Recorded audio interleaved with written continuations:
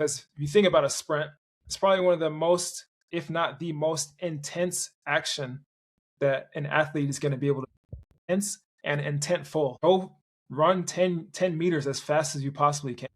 And you're going to see a lot of things. You're going to see in athletes, how do they get from A to B? You're going to see some weak links. Like, what are the things that they try to avoid? Welcome back to Science and Sports, my podcast with me, your host Simon. And today I'm very happy and very glad to be joined by Corey Chapman. Hi, Corey. Hey, how's it going? Thanks for having me. Thank you so much, like I said, for joining me. I mentioned it before we started. You're my first guest from the football community. So very happy to have a chat about some interesting stuff today. Very cool. Before we get into the details of speed training, your main focus, can you give me a little introduction about you? Tell me where you're coming from, what's been the life in Germany, because you live in Stuttgart. Mm-hmm. How did the things go about that you ended up in Stuttgart at the moment? Yeah. So, like you said, my background is American football. So I played in college. After college, I came out to play in the German Football League. So that was in 2012. My first season was in 2013.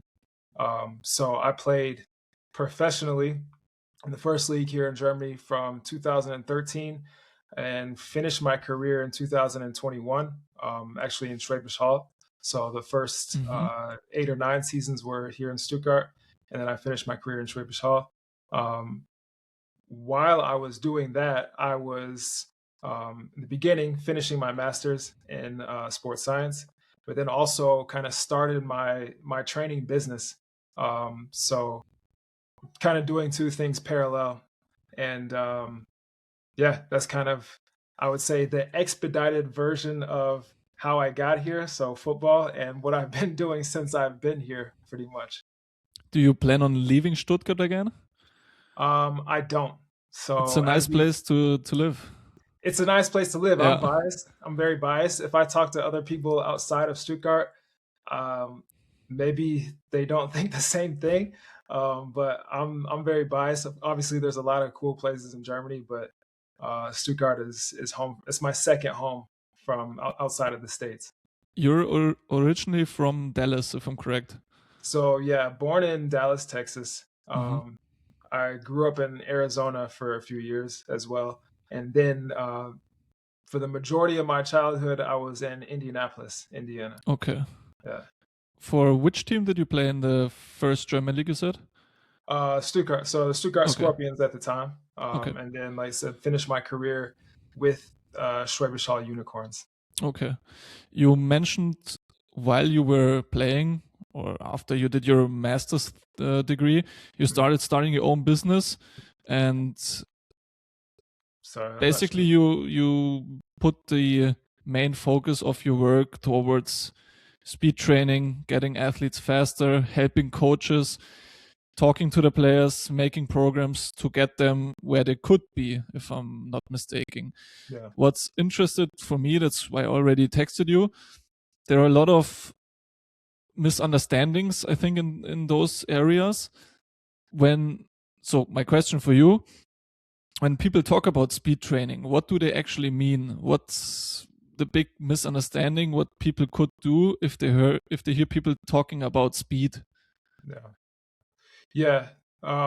So I would say one of the biggest things is when we talk about speed, for the longest time, speed development kind of in team sports kind of took the path of speed development for track and field, because we didn't really have a model that fit court sports or field and court sports. So basically we just adopted everything from track and field. And obviously, like, two very different disciplines, two very different sports. The basics are still there, like it's still the same heuristics and the same kind of foundations. But when you have to apply it to sports and then start looking at different sports, different positions within those sports, very different contexts. So I think that's probably the biggest thing is track and field, yes, has kind of set the stage for speed and speed development in team sports.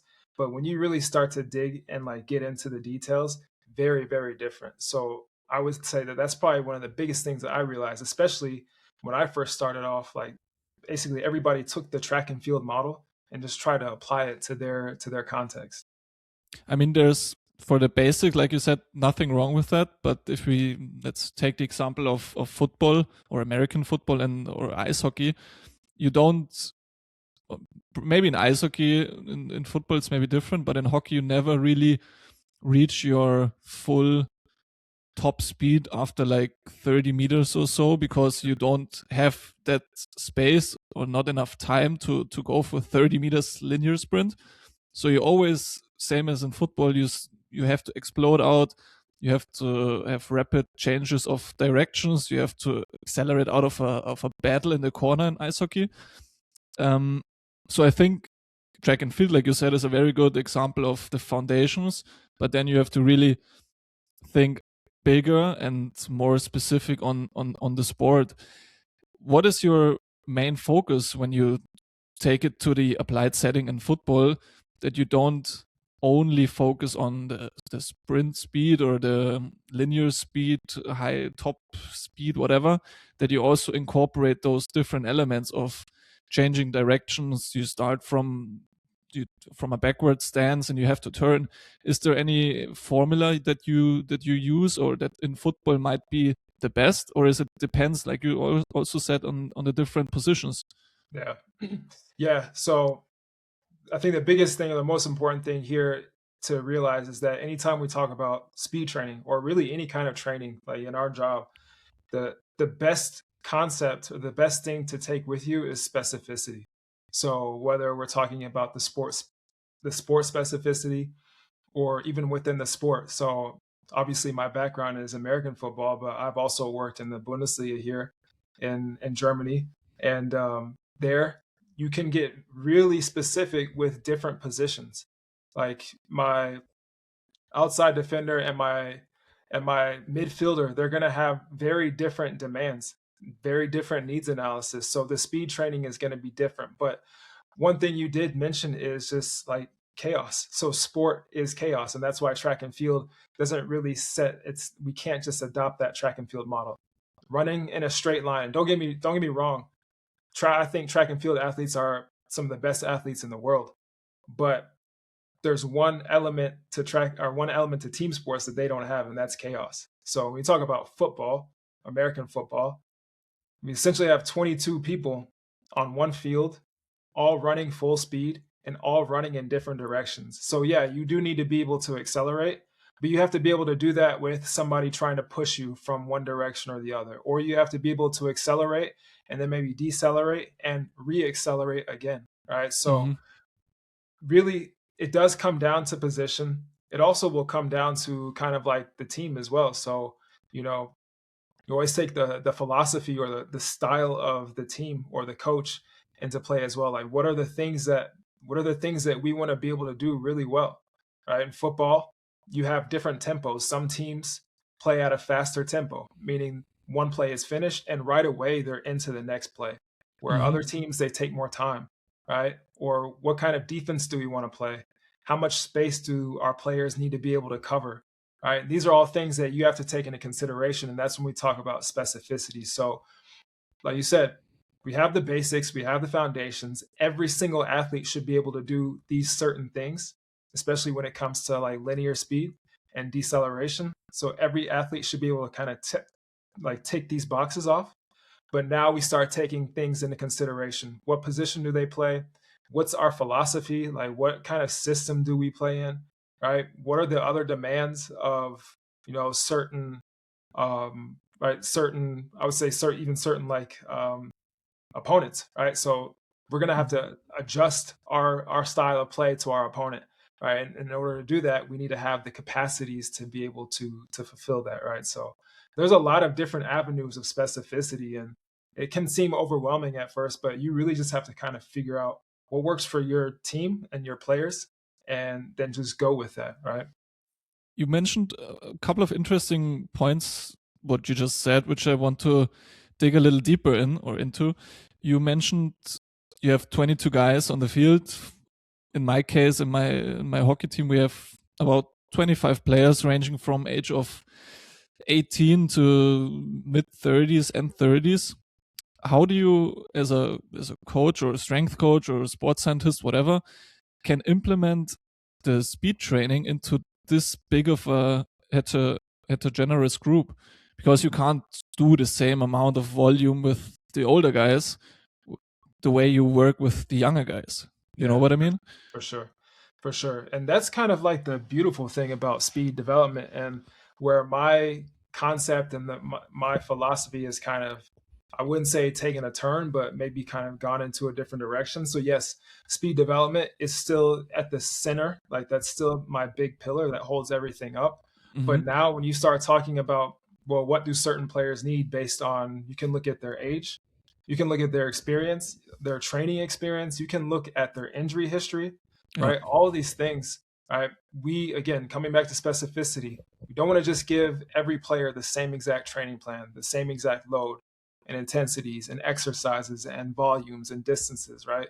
We want to try to be specific as much as possible, right? Depending on how, what we have for manpower and equipment and technology, right? So, um, what I've really started doing is looking at the role that speed development plays and our speed training plays and keeping athletes healthy and available. Yeah. So the cool thing about that is those two things really go hand in hand. So if I watch an athlete sprint, I can get so much information about what they need and the best way to go about keeping them healthy, but all at the same time making sure that they're able to perform, Mm-hmm. right? Because if you think about a sprint, it's probably one of the most, if not the most intense action that an athlete is going to be able to do. Intense and intentful, right? Go run 10 meters as fast as you possibly can. And you're going to see a lot of things. You're going to see an athlete's strategy, like how do they get from A to B. You're going to see some weak links, like what are the things that they try to avoid, what are some of the things that, like some of their compensations that they use, and then from there you can take it a step further, knowing these things, these strengths, these weaknesses. What kind of exercises can I give this athlete, what kind of loads and intensities, how much volume should they have per session, per week, what's the density look like, so how often are they going to train or do speed training within the week. And the whole thing about this system is we're first and foremost keeping the athletes healthy, keeping them available, right? That's the biggest thing. And then secondly, we're improving their performance, right? So again, you can use speed and speed development to, like you said, figure out the best way, the right button to press with an athlete who is 37 years old versus your athlete who just moved up from the U19 or from the U whatever, and Yeah. they're fresh and whatnot. So again, always comes back to specificity.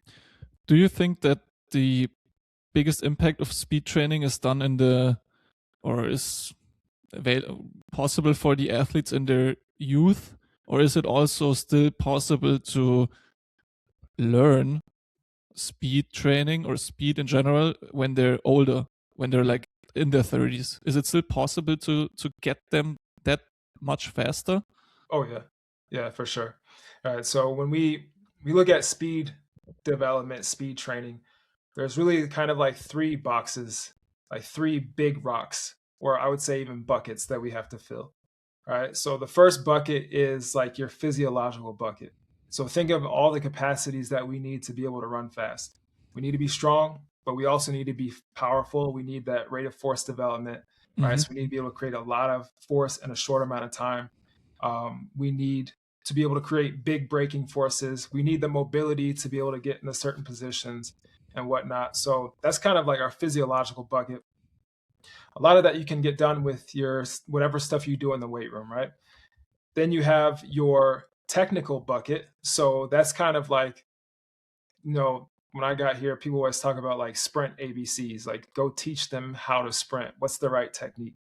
All right. So that's a technical bucket. It's very skill based. All right. And there's a bigger learning curve there. And then we have our stimulus bucket. And our stimulus bucket just means, do we sprint enough? Do my players get enough exposure to sprinting? Because you do need to look at, or we do need to look at speed development as a skill. And with any skill, we need repetitions. And the two buckets that are the easiest to fill is the physiological bucket. right? Because like I said, you can do a lot of it in the weight room. And then the stimulus bucket, right? And that's usually where a lot of athletes are missing. Like that's what they're not getting enough of. And if I had to rank these buckets from A to C, right? From priority here, the stimulus bucket is A for sure. Physiological bucket is B, right? And technical bucket is C. And we're talking about a team sport, like from a team sport perspective. The problem is we put a lot of emphasis on that technical bucket, which is actually for us the least important. My biggest thing is make sure that my athletes get enough exposure to sprinting and make sure that they have the physical qualities to be able to do that as effectively and efficiently as possible while staying healthy. And then after that, we can look at like what are some technical things, right? So when we talk about like kind of like these like differences in age groups. So a younger athlete may have more capacity to learn like more technique, right? But if I have an older athlete, like somebody who's been training for a while that comes to me and wants to get faster, the two things we're going to do are I'm going to make sure you sprint enough, right? And I'm going to make sure that we fill that physiological bucket as much as possible. And if we do those two things, then I would say 99% of the time, somebody's going to get faster. Speaking on the fact that you just mentioned the technical aspect, do you think that coaches in team sports, for example, are overcomplicating things and leaning too much on the you have to sprint perfectly, your hands have to be perfect, your motion has to be perfect, and not like you just mentioned the the volume of the sprints or of speed training during the week? Mm. Yeah. Yeah, there's a huge emphasis, and I think that's kind of like what's left over or what's been left over from this thinking of track and field is like the gold standard for speed, right? And there's a huge emphasis on like the technical side of things. And if I'm being 100% honest, I don't care if your sprint is ugly, right? As long as you can do it well and do it over and over again, and it's not putting you in a position where your injury risk is increased. I don't care what it looks like, right? Though, so like that technical side of things.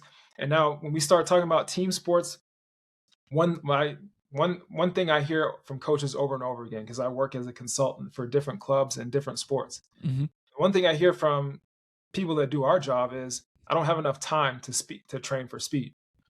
Well, if your time is already limited, and we talked about those three buckets, I'm not going to waste any more time worrying about how somebody's arms look while they sprint or if they're at a 45-degree angle, right? There's other ways for me to be able to get an athlete to do those things. Like those are usually byproducts of something else, like a bigger rock, right? So when we talk about time, again, focus on those first two buckets. And if you have the time and the resources, then maybe you can see if you can work on somebody's technique.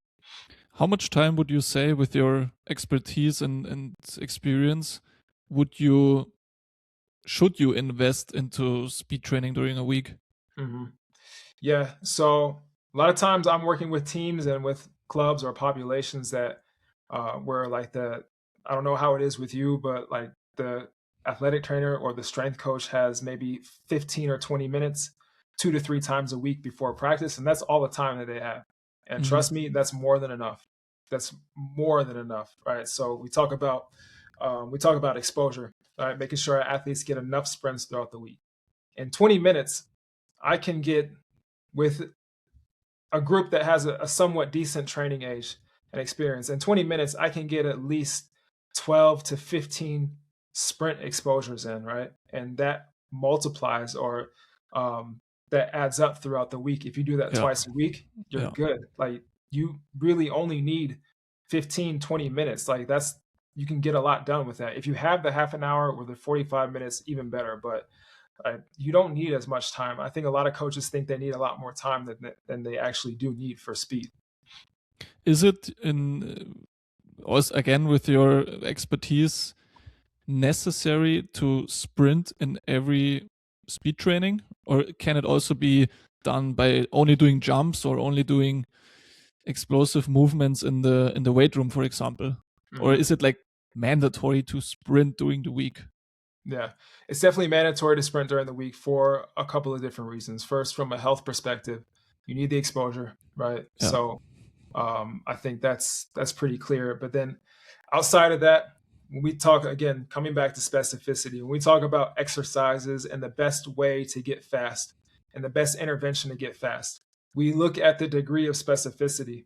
All right. So with sprinting being the goal, being the thing that we're trying to improve, the most specific thing to that, i.e., the best way to get better at that is sprinting in itself, or things that look and feel like sprinting.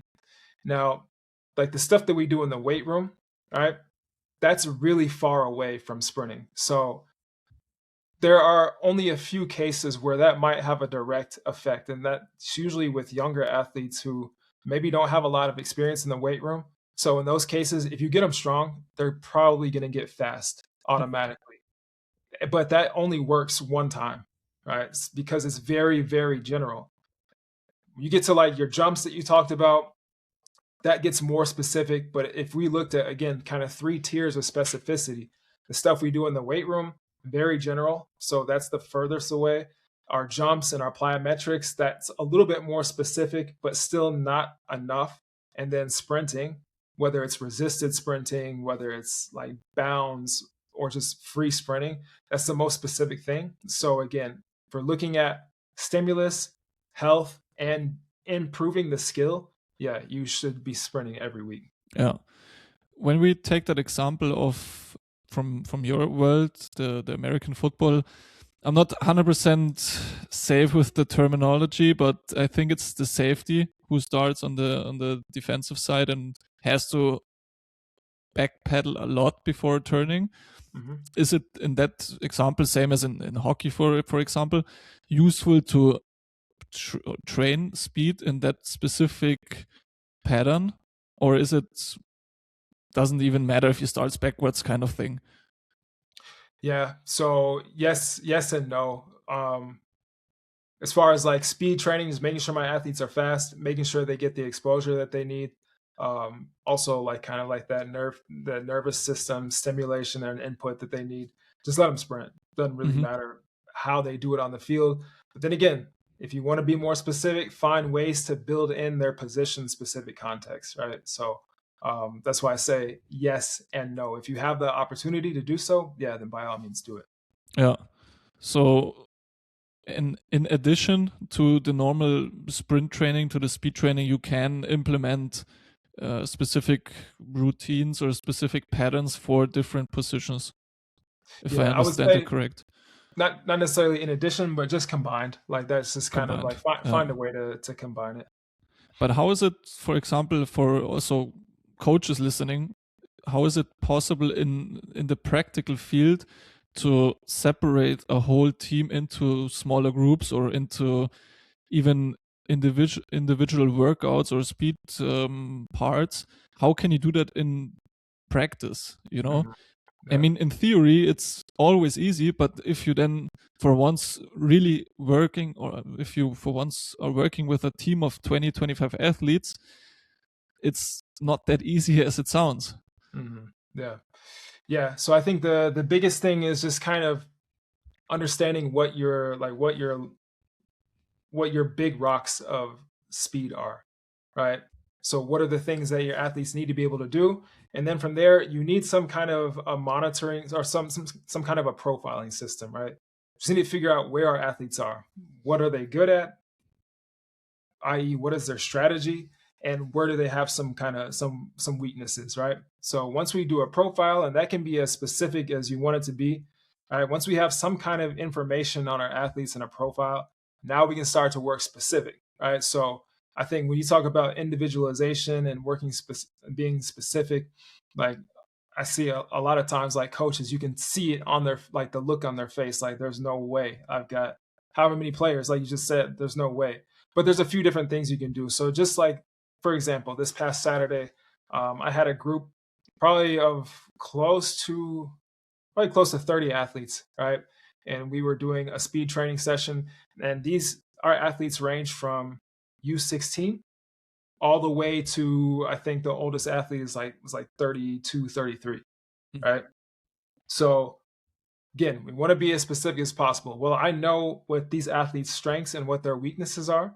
I know what their strategy is, right? So, just for people listening, when I talk about an athlete's strategy, everybody has a different way of creating speed, of getting from A to B.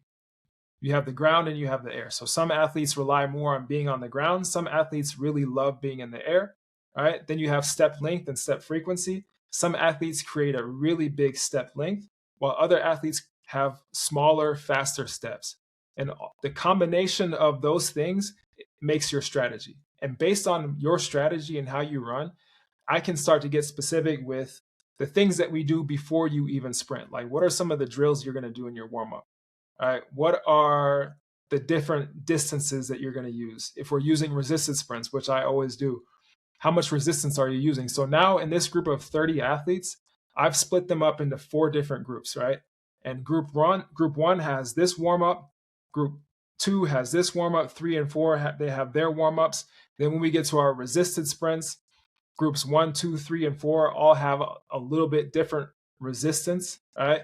And then when we get to our total sprint volume, groups 1 and 3, for example, or groups 1 and 2, sorry, they're probably going to do a little bit more work than groups 3 and 4, right? So one coach, 30 athletes, but now I've found a way to kind of just be a little bit more specific. Is it individual? No, right?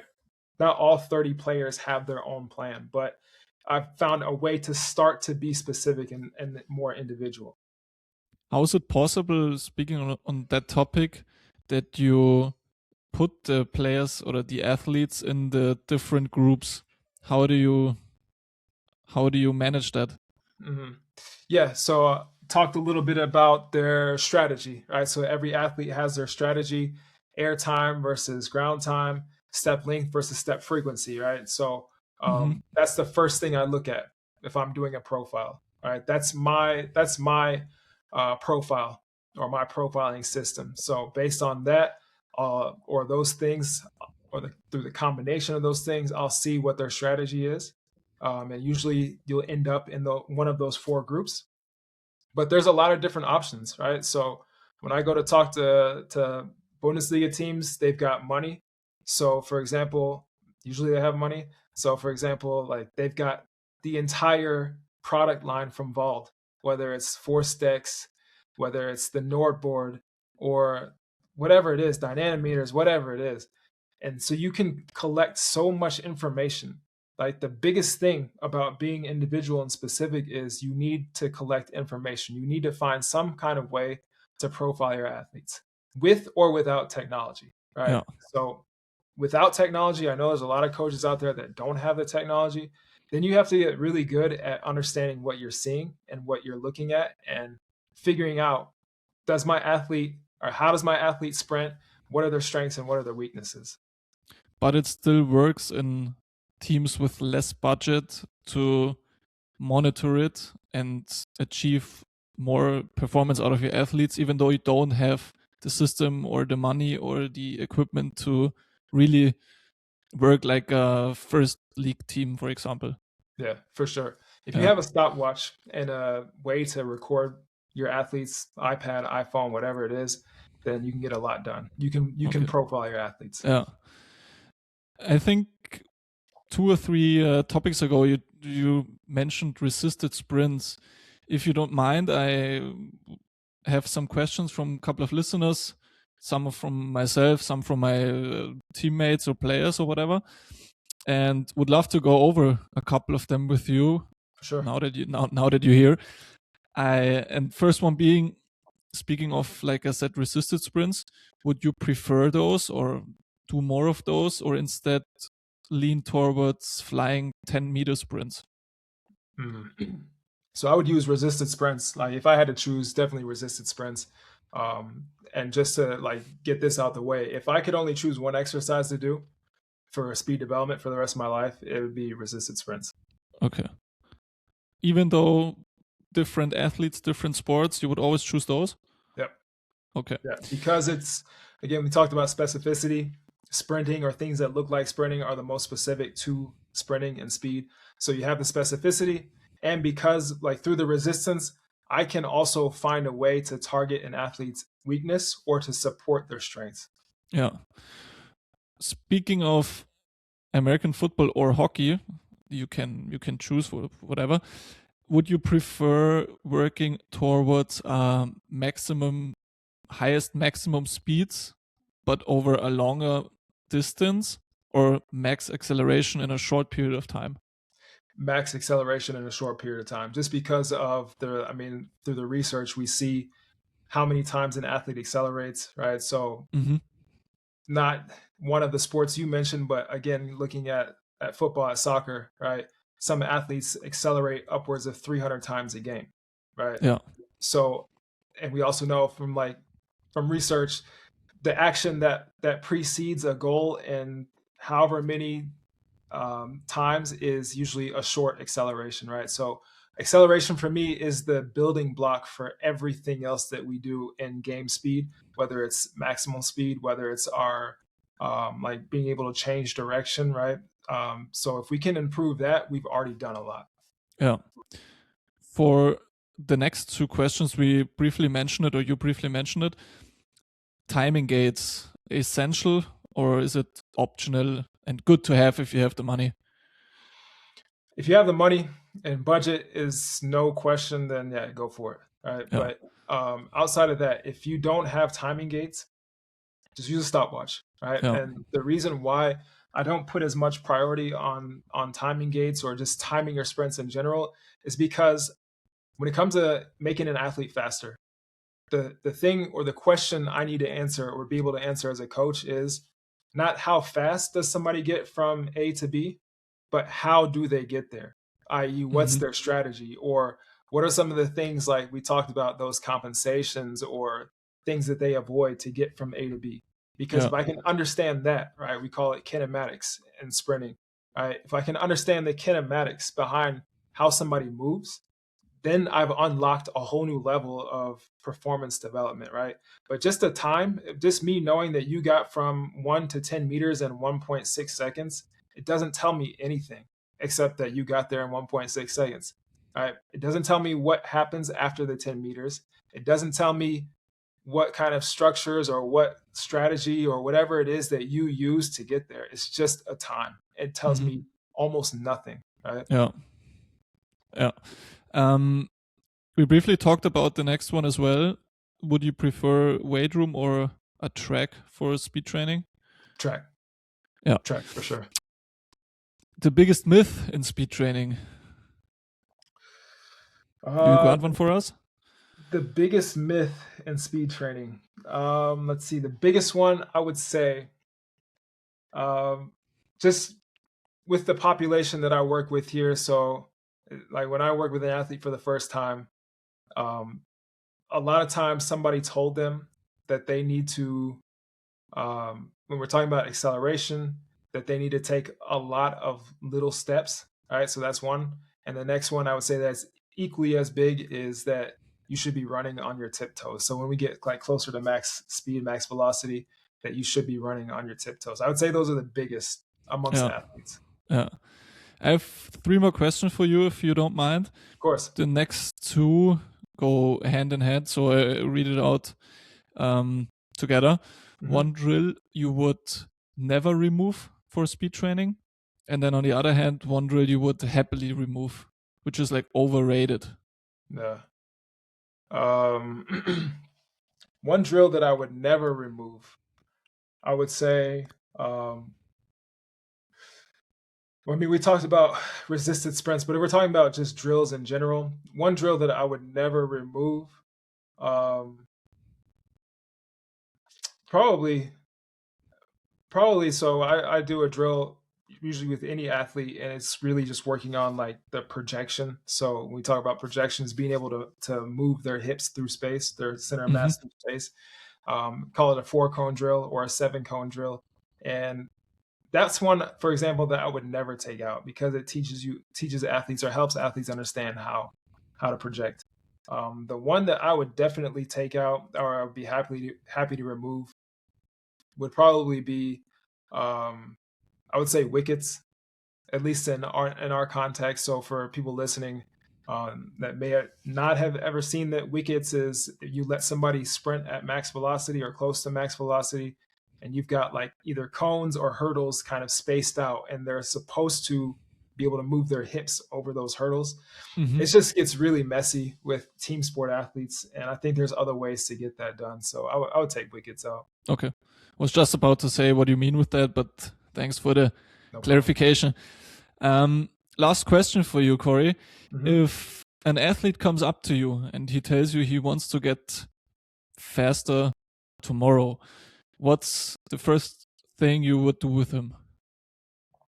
Yeah, if it has to be tomorrow, like if we need to find a way for them to get as fast as possible, the I first mean, thing it's I'm gonna not do, easy to get them there tomorrow, but in that instance. yeah. So I'm gonna look at how they sprint first and foremost. I'm gonna first gather my information as a Mm-hmm. coach, and then from there, there's gonna be some kind of low hanging fruit, right? So I would say from a technical standpoint, if there's one thing that or two things that we need to fix that slow athletes down, it's going to be their orientation. So Mm-hmm. being able to position their body to go forward or their foot to ground interaction. Basically, we call it their touchdown distance. So a lot of athletes they try to take these big steps, like really big steps in the beginning, but anything in front of our body, for example, if my foot lands in front of my hips, it's actually a breaking step. So if I can find a way to get an athlete to be able to attack back uh, and project themselves forward, then it's probably going to be one of those two things. Okay. I misread it a little bit. I have one more question for you before we Yeah. wrap it up. And it's not a viewer question, but if you could give my listeners or let's say coaches who are listening to the episode one advice, what should it be? What should they focus on more? More sprints. Just go sprint more often. Okay. That's the one thing that's missing in most cases. Not enough sprints. Okay. I found you on Instagram, Corey. Where can people and listeners find more about you and about your work?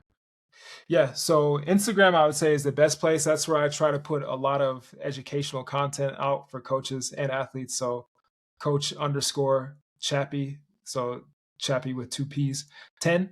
And like I said, that's usually a great place for people to start. I've got a lot of educational content there. And also there for anybody who's interested, I offer just like a free call for coaches that want to learn a little bit more or kind of bring their topic to me and we can just kind of talk about it. So yeah, I'd say Instagram is the best place to start. I sadly forget it a couple of times to link it in the description. I hope I don't forget it this time. So for everyone listening, hopefully it is in the description. If not, please let me know or talk to Corey about interesting stuff he just shared. And on my end, Corey, it was a pleasure talking to you. I really appreciate it that you took your time talking to me a little bit. And without further ado, you're released from our little talk. And I hope we can talk again in the future, maybe.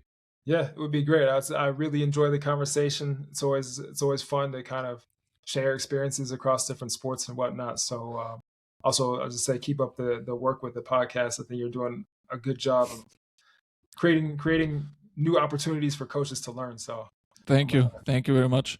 I learned a lot, and I think, or I hope, the viewers, the coaches who are listening, learned at least one thing from you. So thank you again, and I wish you all the best. Thank you. Bye-bye. Bye. Thanks for listening to the show. If you enjoyed this episode, make sure to follow the podcast, leave a rating or comment, and share it with someone who loves sports science. And for more content, follow me on Instagram at science_in_sports_. See you in the next episode.